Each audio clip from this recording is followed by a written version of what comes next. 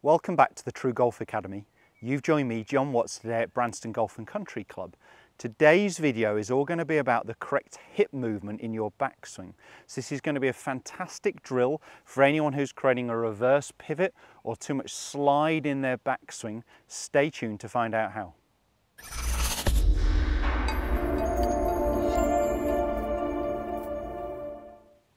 As mentioned, today's video is all going to be about the hips in your golf swing. So we're talking about the correct wind-up movement where we're correctly applying pressure to our trail foot without any excessive sliding off the ball, or worse still, perhaps a reverse pivot where we see the body turning more towards the target. So I've got a really simple drill using a tour stick and a head cover to really improve your backswing. So let's go through those two wrong movements that we would commonly see with the hips in the backswing. What I've done with this exercise is I've set the cane into the ground. The ground's getting quite firm now. We've had a decent spell of weather, but shove that into the ground, perhaps a little lower than this, so it's maybe up to your pocket height or your belt, so it's a little bit on the high side. And I've just put a head cover over the top just to something a little bit softer so you're not poking yourself in the ribs. And the idea is this is running up the side of my leg, and I'm just leaving a small gap from my right hip to the cane here, okay?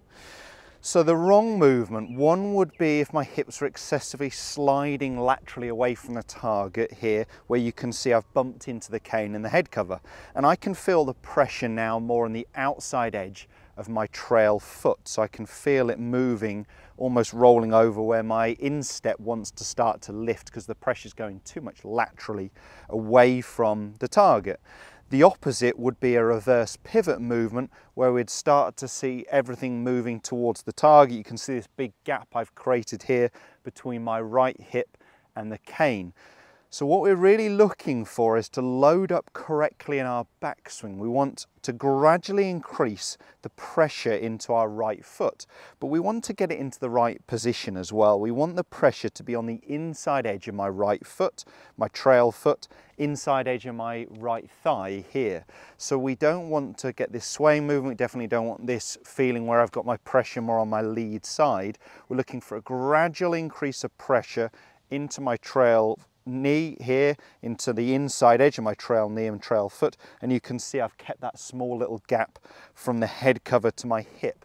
So I'm just looking for a slight bump, not an early bump, but a slight bump, and we just turn away from it. The reason why our right hip will turn away from it is, of course, our hips have to rotate around half that our shoulders turn. So if I can create 90 degrees of shoulder turn, somewhere around 45 degrees of hip turn is absolutely fine. So you'll see that my trail hip will move just a little bit away from that head cover. So with this drill, we can simply hit golf balls where we know if we're getting it wrong that we're barging down the cane or moving away from it. So we want to feel like it's just a slight bump and a turn, and when I get to the top of the backswing, I can feel a good 80% of my pressure on my trail foot.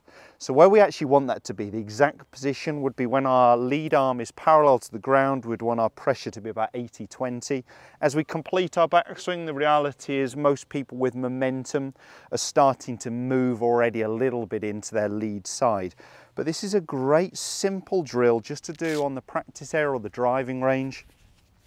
So if you're off mats, I would just put I'd put a bucket on the floor here and push the cane, the tour stick, through the bucket just so we can get the right position. So I'm going to get my hip in the right place and then move the ball around that.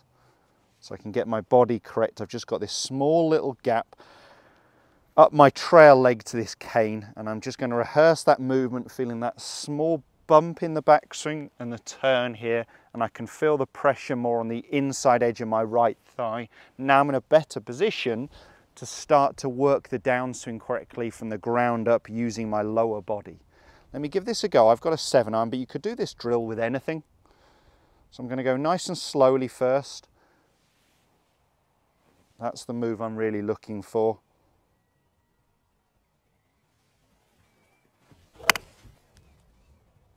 So a nice slow pace exercise, feeling that correct hip movement first here on the backswing, then when you've done enough of those, by all means, then put it into a little bit more pace. But the drill is fantastic and means we can hit balls and get the feedback that we're really looking for.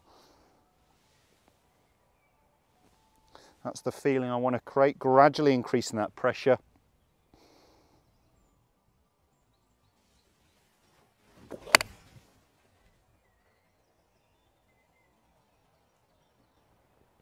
Again, another very solid ball flight, very happy with both contacts, ball, turf, but really what I'm trying to feel is the backswing movement. I'm gradually applying pressure into that trail foot, not sliding, not moving away from it.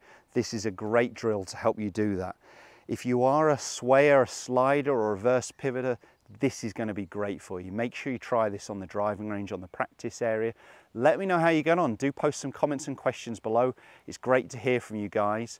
And any videos you'd like to see me film, I film 3 a week. So Monday, Wednesday and Friday at 5:30, there's new live videos. Anything you want to see, make sure you get in touch on the below comments or any of the social media info that's coming along the bottom of the screen. Thanks guys, we'll see you soon.